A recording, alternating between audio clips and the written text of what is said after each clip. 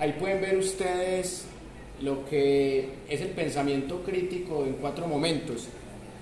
Juanse, ayúdame a ir pasando las diapositivas de acá, ¿te parece? Listo. Bueno, entonces vamos a pasar a la segunda página de ahí para que miremos los conceptos fundamentales. Ahí estamos ya. Vamos a trabajar 4 componentes muy importantes ahí. Por un lado, lo que se conoce como las habilidades cognitivas. Las habilidades cognitivas son múltiples, pero en este curso nos basamos fundamentalmente en 6. ¿Y cómo se escogieron esas 6?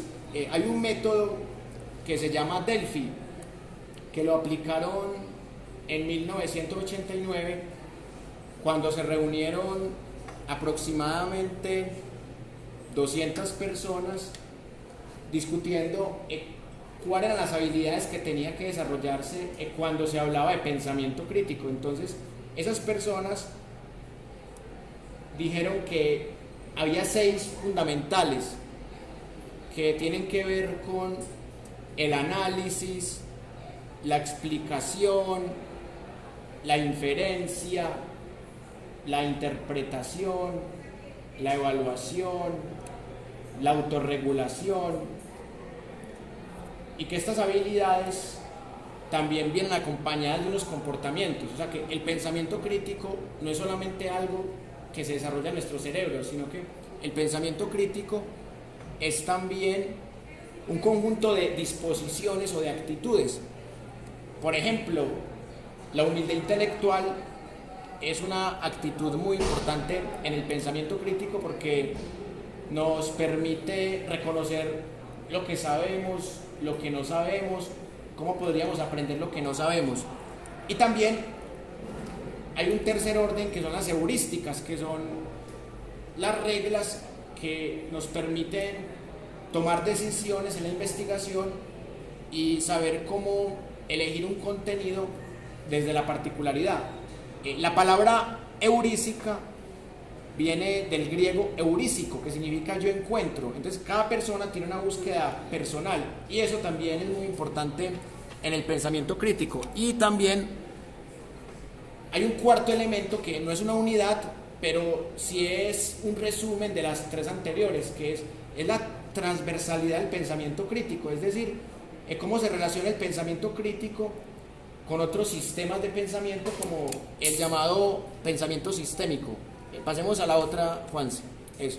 Bueno, ahí pueden ver ustedes un esquema que resume nuestro curso y que ahí está el programa que vamos a trabajar este semestre, pero desde el punto de vista teórico-cognitivo, porque los contenidos van a ser más de temas actuales, más de temas de 4ª y de 5ª generación. Entonces, por ejemplo, acá pueden ver ustedes que ahí están las 6 habilidades de las que les está hablando ahora. Habilidades como la interpretación, como la inferencia, como la evaluación, como el análisis, como la explicación y la autorregulación. Ahí quiero detenerme en una habilidad particular, que es la autorregulación, porque esa habilidad es la que nos conecta con las disposiciones o las actitudes y que a su vez también nos conecta con las heurísticas o con las reglas que rigen nuestro comportamiento, que puede ser un comportamiento investigativo, que puede ser un comportamiento social, y por eso es muy importante también reconocer que cada habilidad tiene unas subhabilidades. Muy bien, ahí pueden ver ustedes un cuadro que nos permite comprender cuáles son todas las subhabilidades del pensamiento crítico. Por ejemplo, si aprendemos a interpretar, aprendemos a categorizar, a decodificar, a aclarar. Por ejemplo, si aprendemos a analizar, aprendemos a examinar las ideas, a tratar de detectar los tipos de tesis, comparar diversos enfoques sobre un mismo problema. Si aprendemos a evaluar, vamos a saber cuál es la fuerza lógica de las ideas. Aquí se relaciona mucho con un curso que ustedes también ven de sociohumanística, que se llama Argumentación y Lectoescritura, porque ahí se estudia particularmente eso, la credibilidad del emisor, algo que también se estudia en el curso de argumentación, algo que ustedes estudian en el curso de matemáticas discretas, la relación entre las premisas y las conclusiones, la inferencia, que también es muy importante para cuestionar las evidencias, para proponer alternativas, para deducir implicaciones, y las últimas dos son la explicación, que nos sirve para describir métodos y resultados, para justificar procedimientos, para hacer defensas causales y también conceptuales, y la más importante para mí, que es la autorregulación, que es el autoexamen, la autocorrección y la reflexión. Porque, o sea, estamos en una sociedad que llaman de posverdad, y en la posverdad pesa más la emoción que la razón. Entonces, si aplicamos estas 6 habilidades cognitivas y las 3 subhabilidades que tiene cada una, estaríamos hablando de 18 elementos que nos ayudarían a resolver problemas más desde la razón que desde las emociones. Muy bien, Juanse. Y acá pueden ver ustedes el segundo componente del curso desde el lado teórico, que son las actitudes. Hay 2 tipos de actitudes: las actitudes mediocres y las actitudes intelectuales. En las actitudes mediocres hay una heteronomía intelectual. ¿Qué significa heteronomía? Pues no tiene nada que ver con heterosexual ni con homosexual. Hetero significa que yo dependo de la autonomía de otra persona para opinar o para pensar. Por ejemplo, no, es que el pastor de la iglesia me dijo que esto era así, entonces por eso yo le creo a mi pastor, o el cura de mi iglesia, o es que el presidente dijo esto, o es que el médico dijo esto. Bueno, ahí ya de pronto en ese tipo de conocimientos en donde hay alguien que tiene formación, ahí sí valdría lo que llamamos el argumento de autoridad. Pero como estamos hablando de un conocimiento sociohumanístico, hay que mirar quién tiene la autoridad del conocimiento y quién no, y quién es una falsa autoridad. Y ahí volvemos al curso de argumentación, en donde está la falacia de la falsa autoridad, que es la falacia ad verecundiam. Y por otro lado están los sesgos epistémicos, que para eso vamos a estudiar varias teorías. ¿Qué es un sesgo? Es una imagen falsa que tenemos de la realidad que nos impide un conocimiento científico o que nos impide un conocimiento verdadero. Y las intelectuales tienen que ver con un concepto de un filósofo alemán que se llama Kant, que él habla de la autonomía, pero el pensamiento crítico retoma la autonomía intelectual, que significa pensar por sí mismo o pensar por sí misma. Una persona que no tiene sesgos epistémicos o que no incurre en muchos de ellos, una persona que tiene autonomía intelectual, tiene más posibilidades de desarrollar no solamente las 6 habilidades del pensamiento crítico, sino también las disposiciones y las heurísticas. Siguiente, Juanse. Bueno, ahí tenemos también la parte más teórica del curso, pero es muy útil. Aquí está todo el tema de las heurísticas, que son aquellas reglas que inciden en nuestra toma de decisiones. Ustedes pueden ver ahí que hay todo tipo de heurísticas. Hay heurísticas de prevención que nos ayudan, por ejemplo, para evitar ser asesinados o asesinadas. Hay un ejemplo muy claro de lo que lamentablemente le pasó a una profesora, que ustedes saben que fue noticia, que una profe sacó su celular y estaba conversando mientras cruzaba un puente peatonal, cerquita por allá a Exposiciones, y se estaba exponiendo. O sea, en el pensamiento crítico no se le echa la culpa a la víctima, jamás, pero sí existe una heurística que se llama prevención. Por ejemplo, yo que le digo a él, a Juan Sebastián, que nunca saque un teléfono celular en la calle, y también la mamá de él le enseña eso. Eso no se llama paranoia, se llama prevención, es una heurística que hace parte de la toma de decisiones. Entonces, entre menos papaya de, menos riesgo tengo. Ahora, eso no me hace a mí culpable ni responsable de lo que me pase, pero sí me ayuda a prevenir. Otra heurística muy interesante, la emoción. Hay dos sistemas de pensamiento: el pensamiento lógico y el pensamiento intuitivo. Ambos son igual de importantes. Hay un libro muy interesante de Daniel Kahneman que se llama Pensamiento lento y pensamiento rápido. Hay veces que salvamos nuestra vida por el pensamiento lento y otras veces la salvamos por el pensamiento rápido. O sea, aprender a manejar igual los dos sistemas de pensamiento es muy importante. Voy a ponerles dos ejemplos de cómo podemos aprender a manejar esos sistemas de pensamiento. Supongamos que me van a matar y que yo sé que me van a matar. Entonces, yo digo, no puedo pasar por la calle tal porque por ahí están mis enemigos y me pueden matar. En la época del narcotráfico grande, en la época de Pablo Escobar, había un tipo que sabía que lo iban a matar. Entonces el tipo tenía una apariencia física pues que era como muy admirada. Entonces se vistió de mujer, se maquilló y pasó por el lado de los enemigos que lo querían matar. Y los enemigos le echaron piropos: uy, mamacita rica, mamacita. Y él se hizo el loco y siguió pasando por ahí y se salvó de que lo mataran. Eso es un ejercicio de pensamiento lento, porque él la pensó muy bien. Él dijo: si salgo así, me matan. Si salgo así, tengo alguna opción de salvarme. Entonces, sus enemigos, los que lo iban a matar, terminaron fue piropeándolo. Pero a veces no tenemos tiempo de pensar, o sea, nos toca reaccionar de una con nuestra fuerza bruta. Y eso hace parte también del pensamiento crítico.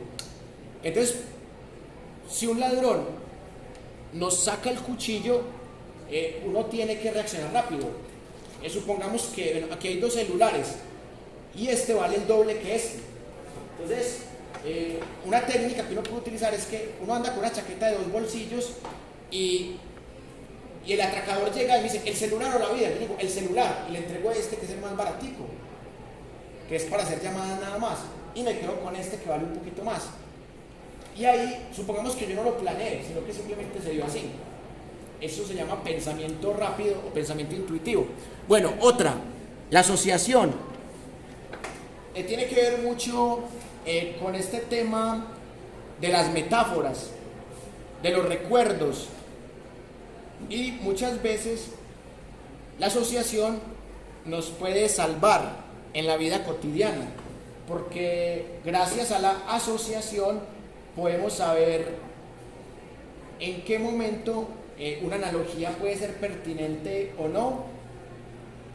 Y también la asociación nos puede jugar una mala pasada, porque la asociación va muy de la mano con los prejuicios.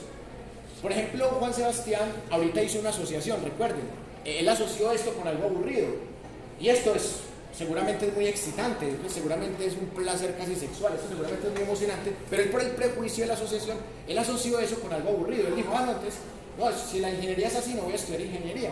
Esos son miedos. Entonces, las heurísticas también tienen que ver con los miedos. Bueno, otra, la simulación. La simulación también es un tanto paranoica, pero sirve para imaginar escenarios posibles.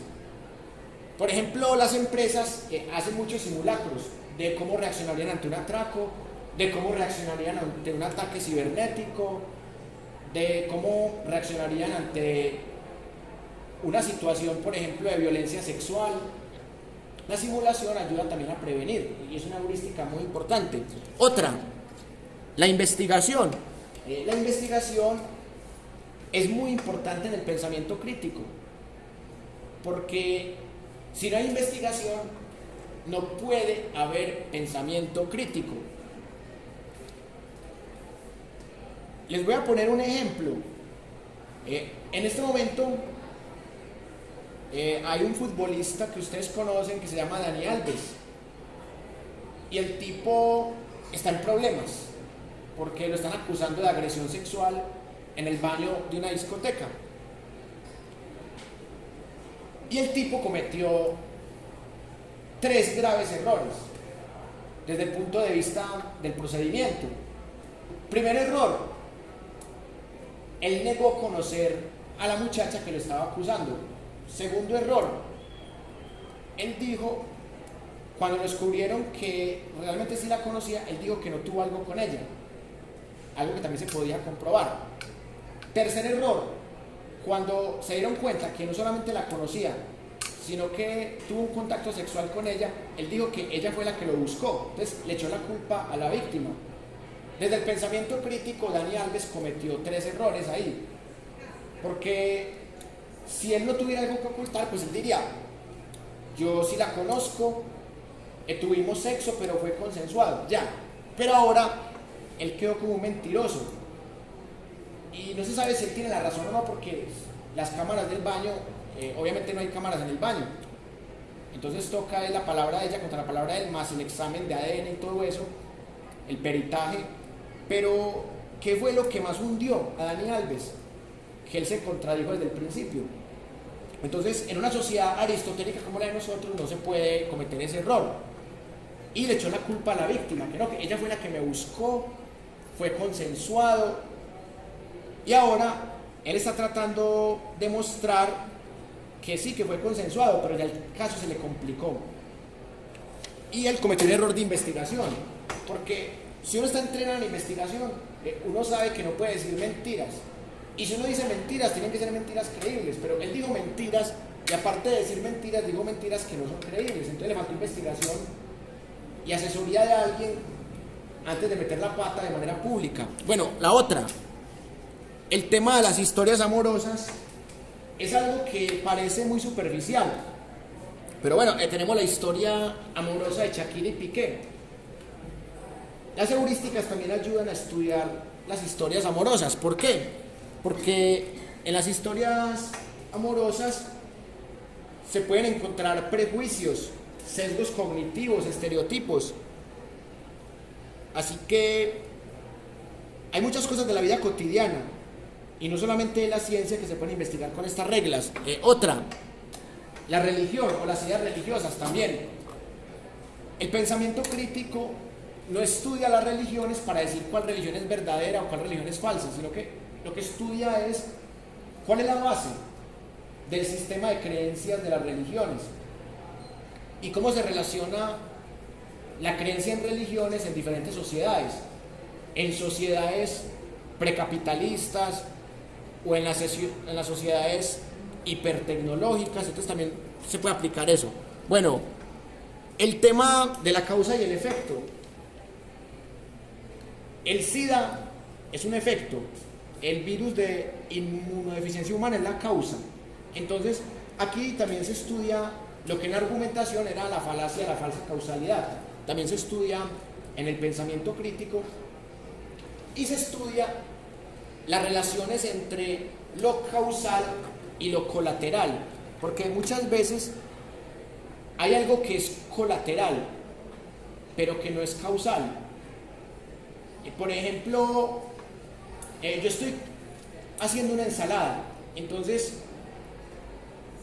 y yo me corto cuando estoy haciendo la ensalada, y él me estaba hablando en ese momento que yo me corté. Entonces, lo más normal es que mi pensamiento rápido le eche la culpa a él.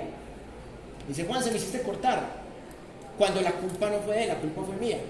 Entonces, uno se equivoca cuando trata de demostrar que hay causalidad cuando realmente no hay causalidad, lo que hay es colateralidad. Entonces, también es muy útil el pensamiento crítico ahí.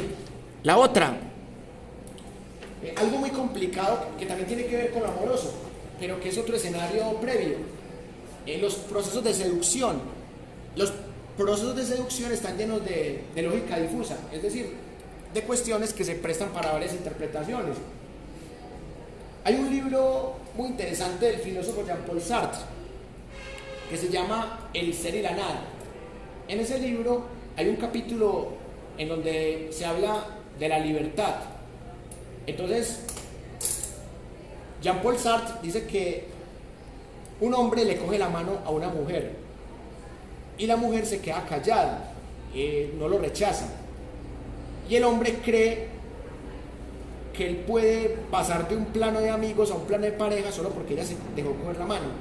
Pero la realidad es que la mujer es muy tímida y no lo rechazó por timidez. Entonces ahí lo que se genera en ese proceso de seducción es una ambigüedad.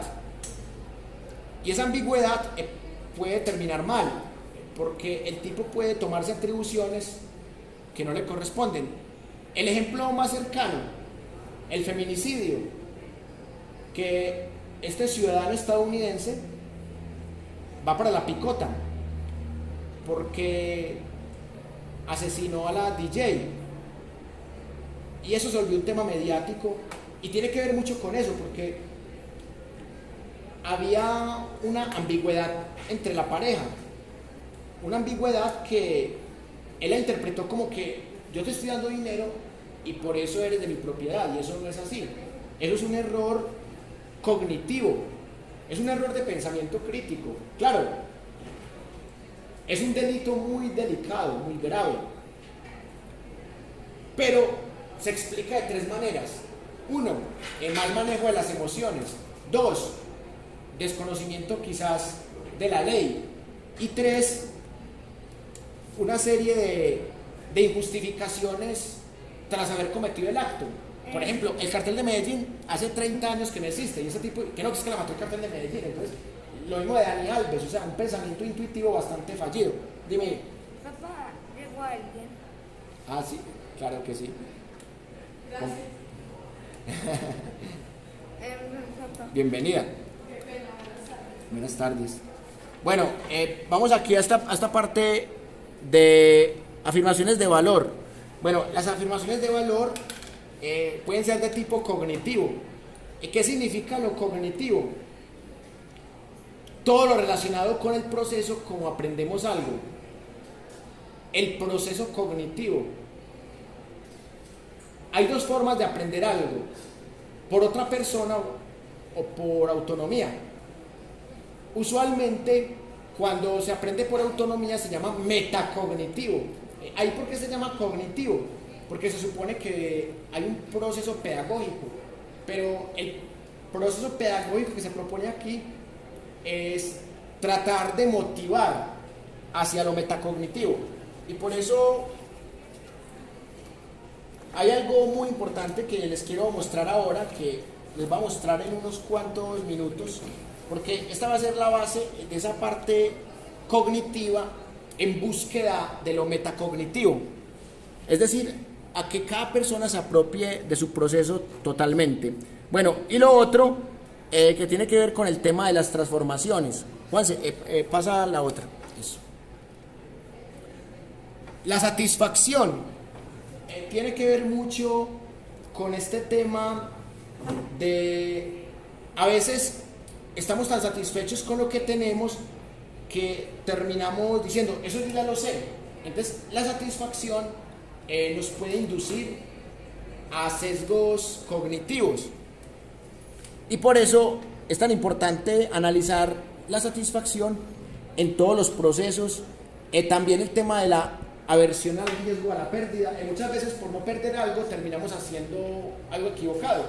Ahí está el ejemplo del feminicidio. El feminicidio también se da porque una persona se cree dueña de otra, y cuando siente que la va a perder o que le hizo un daño, es capaz de tomar la peor decisión. El anclaje con ajuste tiene que ver mucho con modificar las primeras impresiones. No sé si les ha pasado que, esta persona me cae mal, pero ni siquiera la he tratado. Entonces eso se puede mejorar con eso. Otra, la ilusión de control, tiene que ver mucho con que creemos saber el futuro, creemos predecir, pero luego el futuro nos da una cachetada. Por ejemplo, no, es que Messi nunca va a ser campeón del mundo. Messi fue campeón del mundo. Petro nunca va a ser presidente. Petro fue presidente. Entonces, la gente que cree predecir el futuro y se equivoca, se le aplica bastante esta regla. Y visión retrospectiva sesgada, es muy importante, porque ahí está el efecto Mandela. O sea, a veces un colectivo tiene un recuerdo falso del pasado y creen que es verdadero. Entonces, mucha gente en la época de la Guerra Fría creía que Nelson Mandela había fallecido en la cárcel, y mucha gente se comió esa mentira y era falso. Mucha gente cree que Pablo Escobar está vivo, otra visión retrospectiva sesgada. O sea, hay muchos ejemplos ahí. Y la última también tiene que ver con el aporte filosófico, o sea, el dominio conceptual que tenemos. También está el tema de las reflexiones teóricas y otro tema muy importante, las leyes, los conceptos que son importantes o conceptos claves. Ahí es muy importante saber argumentar algo, pero igualmente saber entender el argumento de la otra parte, porque de eso se trata el pensamiento crítico, de escuchar todas las visiones posibles y a partir de esas visiones saber cuál es la que tiene un pensamiento más sólido, un pensamiento más elaborado y, lo más importante, cuál cumple mejor con las habilidades cognitivas o metacognitivas, con las subhabilidades, con las disposiciones o los comportamientos y con las reglas heurísticas que estamos viendo en este preciso instante. Bueno, antes de pasar aquí, quiero que miremos 3 libros. Vamos a mirar 3 libros rápidamente, porque estos 3 libros van a ser muy importantes para este semestre, porque la idea es que ustedes los tengan ahí a la mano. Ahí tenemos 3 libros que nos van a ayudar bastante para este semestre. Son 3 libros que hablan de un mismo pensador, que se llama Estanislao Zuleta. Hijo, muéstraselos así para que ellos los vayan mirando. Eso, los 3 libros, eso. Dale los 3 a ella, que ella los vaya rotando. Eso, dale los 3 a ella, ella los va rotando allá.